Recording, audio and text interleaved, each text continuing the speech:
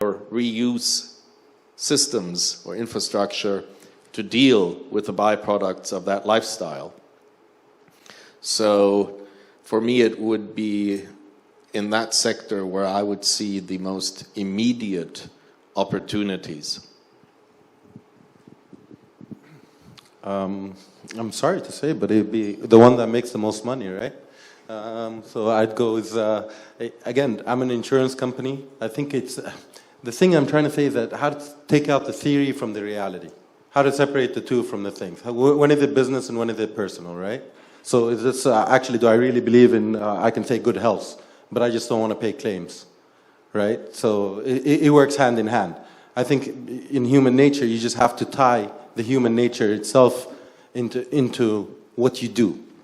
So once it becomes together, I think all the things there is what we do every day. When we create employment, we're trying to help out. When we give clean water, we're doing things. So I can't categorize either anyone that's there. I would say that just to believe in what you do and not just say it and doing it. And customers know. Customers will find out if you really believe in what you're doing. I think a restaurant is a perfect example. There's a million restaurants, but there's restaurants where the food is always just good because the people who are making it put their heart into it. And the customer is the one that determines it. So you find a pop and mom store that sells the best food rather than anything else. I hope I answered. In my case, if we can just look at the presentation, can I just look at the presentation? I think it's presentation number, yeah, this one. If you look at the categorization of the 9 eligible green sectors according to Green Framework, the most profitable one would be in Indonesia, I mean, the green building, because we have a backlog of housing for a lot of people, like millions in Indonesia. So whenever you want to enter a very good business, you can do the green building. The next one would be that light to medium green about the energy efficiency, sustainable management of natural resources. The third one will be the medium to dark green about the transportation. Now we have MRTs in Jakarta, in our capital city, as well as in Palembang. It's good business, but it has some limitations because you cannot really charge the people overpriced because it has to be controlled by the local government as well as the central government. So it is medium to dark green. And the dark green one, I think, is the lowest in profitability. That is the renewable energy, resilience to climate change for highly vulnerable areas and sectors, disaster risk reductions, because it's more like giving safety to people. So it has to be like extra money without getting too much money, I guess. That's it. Thank you. Jonathan? Hi, I'm Jonathan Erkenbrock. I'm a law lecturer at SOAS, University of London. I admit I'm struggling a little bit with asking a good question because really it's so broad and wide open. But from a legal perspective, perhaps if we think about this, we see that there are so many criteria for the SDGs. And to make them realizable in the real world requires some sort of enforcement mechanism. And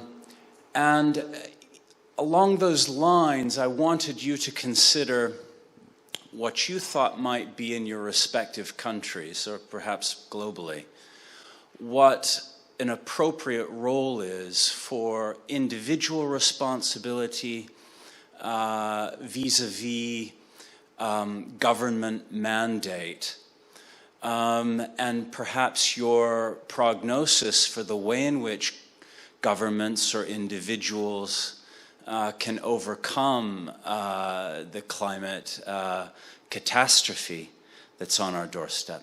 Thanks.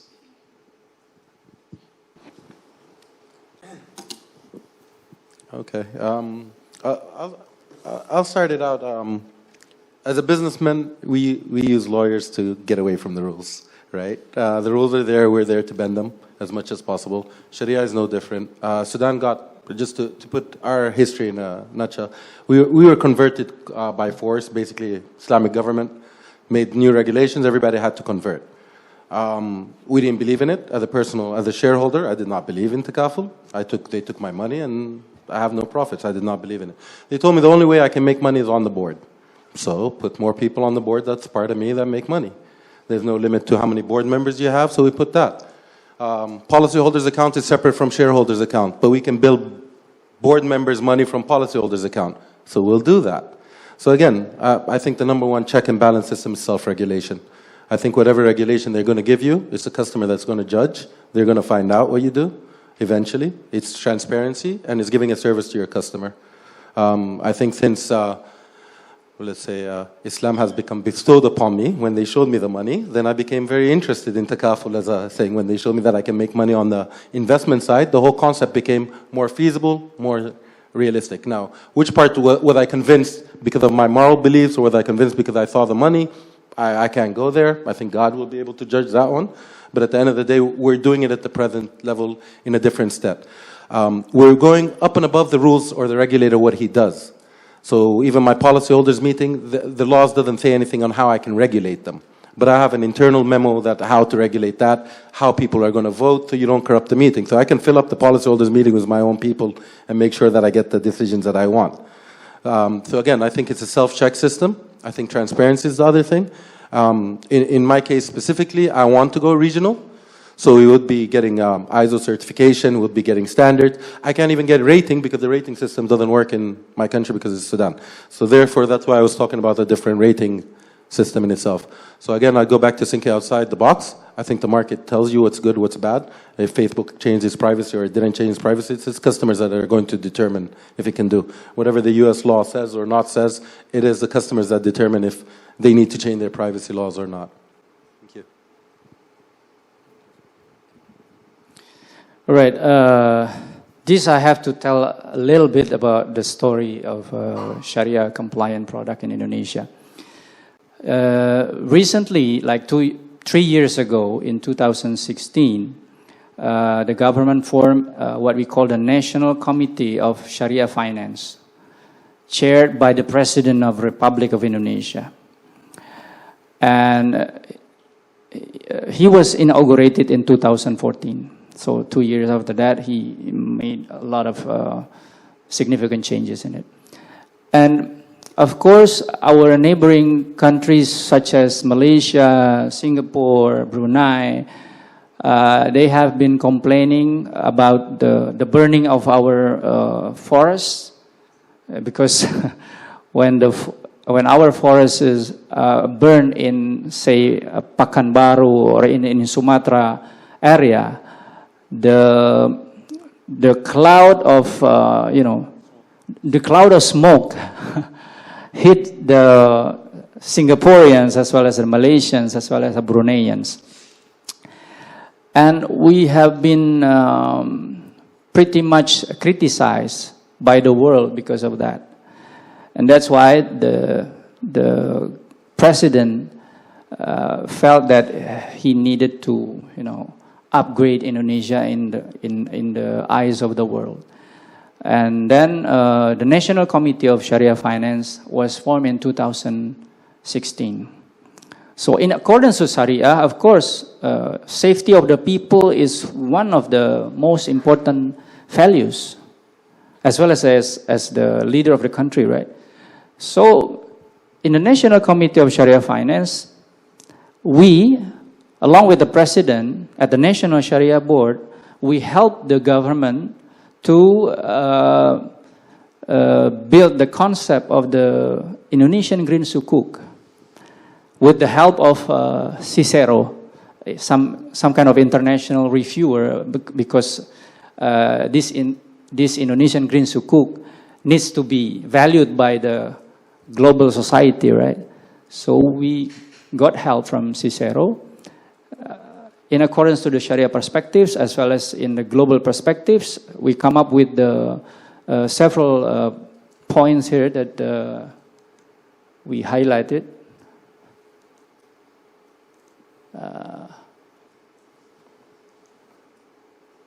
sorry, like this one, the policy instruments.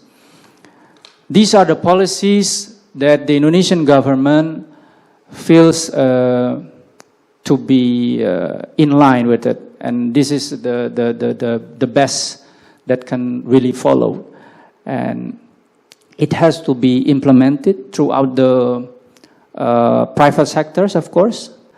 It will be impacting the coal mining companies in Kalimantan. It will impact the how do you call it, the oil that comes from the trees, palm oil in Sumatra. They have to comply with this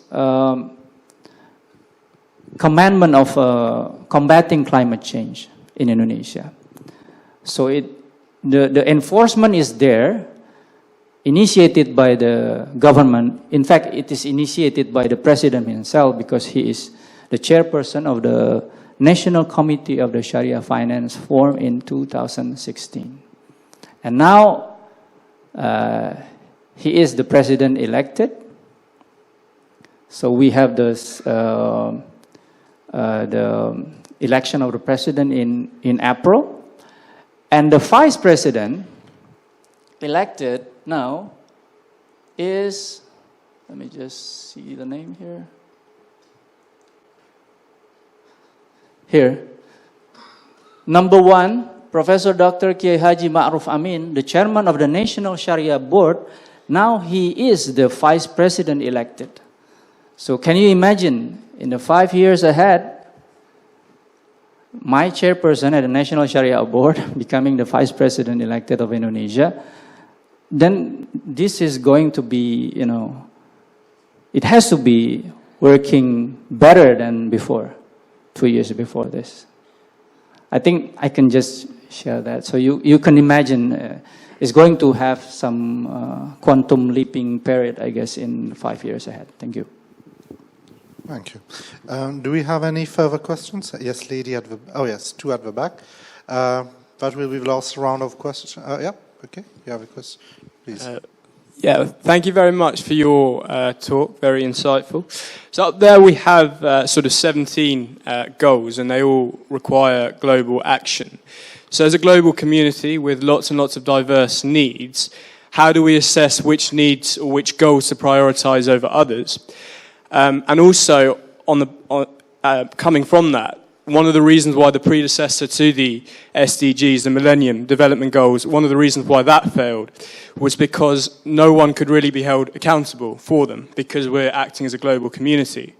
So I guess in response to that, how do we ensure the SDGs have someone to hold accountable for them if we need that? And otherwise, how do we ensure that they actually get fulfilled if we have no one to hold to account for? Yes, Osman, and then followed by the lady in front. Okay, Brother Gunewan, Bapak Ma'ruf, of course, I met him. He's a great leader. He's a great person. He was the founder of Bank Muamalat and so on. But he's 80 years old, I believe. And what if he dies in office? What is Plan B? He's meeting all of these. Okay. Can we take the last question as well, please? If you can just give the Osman, if you can just give the mic to the lady in front. Thank you. Who else? Yes. No, the lady. Yes, thank you. And, yeah, and we'll take one last question after the lady, and that's it. Assalamu alaikum, and thank you for your presentations. Sharia finance, at the core of it, has a Quranic paradigm of sincere endeavors which benefit humanity. And how do Sharia scholars or others who are using the Islamic label to ensure that these Islamic goals are not manipulated into money-making business ventures? Thank you. And the last question, go on. Yes, continuing from the lady, she had a very nice question. Is it a marketing tool just to market the issue as a green or is it received by the market itself as a need? Yes, please. All right. I think the gentleman with the first question over here, I think we're talking about a fair world, right? Who judges who judges the UN? I don't think it's a fair world in the first place. So who's going to measure the powerful against the weak? I think that's the paradigm of life. Are you trying to make it fair? Yeah, we all want to. Is it really going to be there? I don't know. The power of the UN is the UN in itself. It has goods and bads. It's a better world with it than without it. But at the end of the day, it has its problems. And I think that's just politics over there. And we're not going to get involved in solving the world political situation. Now, the role of each individual, each company, each person, or what everybody does in that part or things, if you're not part of the problem, you should be part of the solution. If you're not part of the solution, don't be part of the problem. What we can do in our everyday life to make it different. What you can do on an individual level, what you can do at the corporate level, what you can do at the co-worker or anything, that the limit is the sky. And it's for everybody to do their role in their organization or within their society or group to add value, etc. On the question of, is this a marketing thing? Yeah, I think it is, actually. I think, let's call it like it is. When I got convinced about it, okay, now Sudan, we got converted because we were forced to. Right now we have a revolution, and then let's say in 2 years, hopefully we'll have a new law, and we'll have both sets of laws where we can go conventional and we can do takaful. I think that would be the real challenge. Who's going to maintain being takaful, and who's just going to go back to conventional? The main reason, as a businessman, I would say that I would go for takaful is that I can compete. I have a better product and I can compete. Do I believe in the product itself, in the religious side of it? I believe in religion in anything you do and everything you do. So if you're a driver, if you're an Uber driver, you got to be a religious Uber driver. So you got to be faithful and do what you do. Now, changing the insurance side, is it halal or haram, etc., on that certain magna and things, I think to each their own. I think each company will come. I think when you give free will, you let the people choose rather than regulation being the decree behind it. Now, it puts two questions in mind. Okay, if takaful can compete with normal conventional insurance, then we should, and we shouldn't package it as takaful, and we should take it on head on. If it cannot, if the product itself has a design flaw, and we can't redesign it that it can compete with conventional, then the market, we shouldn't even be entering the market of conventional insurance. Muslims are better served with conventional insurance. So let them be served with that and find the other products that you can compete in. Go for life, go for things where you can compete at. But trying to find something, creating something new. So in Africa, if we take 50% over Muslim with less than 1% penetration level, then you have a whole market of people who aren't insured in the first place.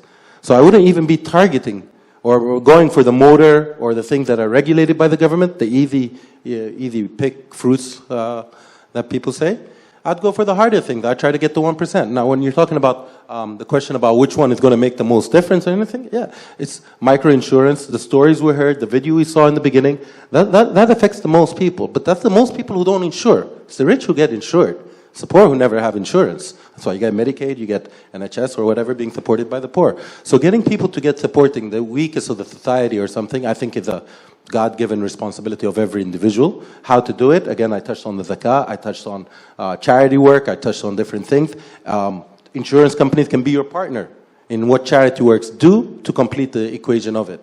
And the ultimate goal, I think, is what our gentleman is asking, is a fair world where everybody is treated equally. All right. Maybe I should try to explain a bit about the National Sharia Board. I mean, the structure, the people there. So, Pak Ma'ruf Amin, the Vice President elected, is just one chairperson in the National Sharia Board. He has deputized 12 of us, including me as the collegial chairmanship whenever he cannot do his job at the National Sharia Board. And for the past 20 years, we have been hand in hand with him, you know, developing the Indonesian Sharia finance industry. So in our case, we don't really, it doesn't really matter who the president is or who the vice president is. But now I think this is the time that we can really have the quantum leaping period of Sharia finance in Indonesia. And by the way, Pak Maruf was born in 1944, so he is now 76. Much younger than your Prime Minister, Mahathir Mohamad. It's getting personal. Yeah. And he has younger wife now. Yeah, who is very good in taking care of him, of course. Okay. So I think whatever Pak Maruf would like to make for the sake of Indonesian Sharia industry, 12 of us, the collegial chairmanship, we will take part of it. I mean, we don't have to be the minister, of course, in the cabinet, but we are like a group of people who has very close access to the vice president in this case. Inshallah, it will be, some quantum leaping period when he is inaugurated in October, I guess. About the Islamic label, about the green market, as I said before, Indonesia needs to have the green label about the Sukuk because we are criticized in the destruction of our forests and everything. So we have to make efforts for the betterment of our image in the global market. So that's why we need these green initiatives to be working out in our product. And I'm glad that the government include us in doing the conception of this Indonesian green Sukuk. About the Islamic label, the structure of the National Sharia Board in Indonesia, it is not individual. In Indonesia, we don't recognize individual mufti. We only recognize a organizational mufti. So National Sharia Board, the chairmanship, collegial chairmanship is 12 people, 13 with Pak Maruf, and we have this executive board consists of Pak Maruf, the 12 collegial chairmanship, as well as the 26 other people. And then we have the plenary members. All of us, it is 89 people. So it is less, possible to, how do you say that, corrupt the 89 people.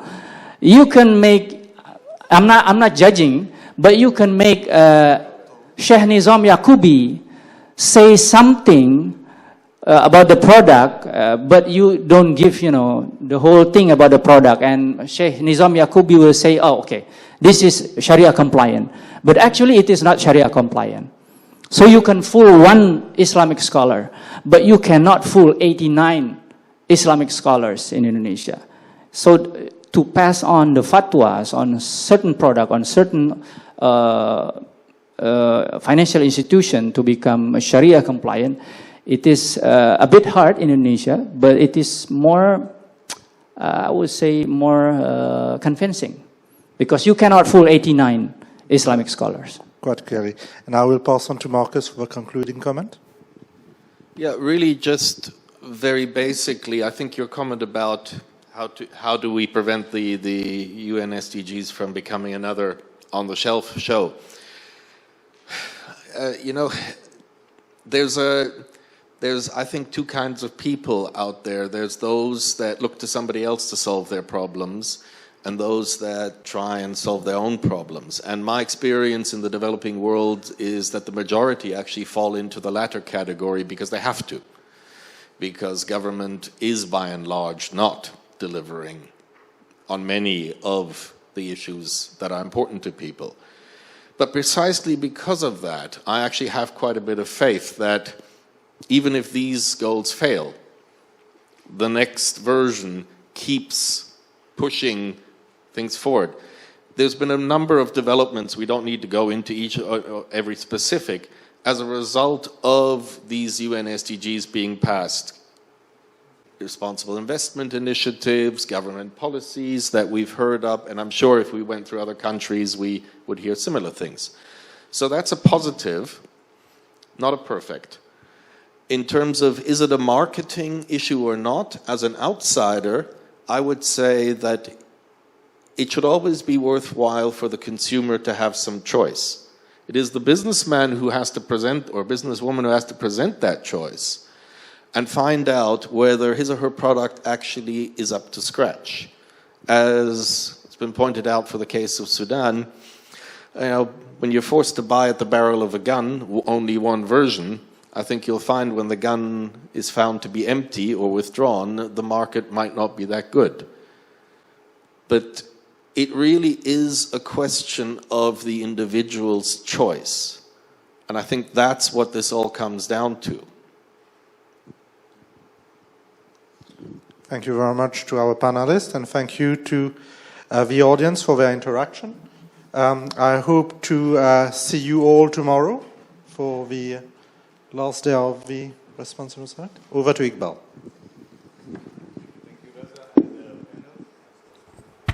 Yes. Yes, thank you very much, all of you, and we hope to see you tomorrow for some more meat into the SDGs and so on, impact finance, inclusive finance, and so on. So for rest, enjoy the rest of your evening, and see you nice and early at 9 tomorrow, please. Thank you very much.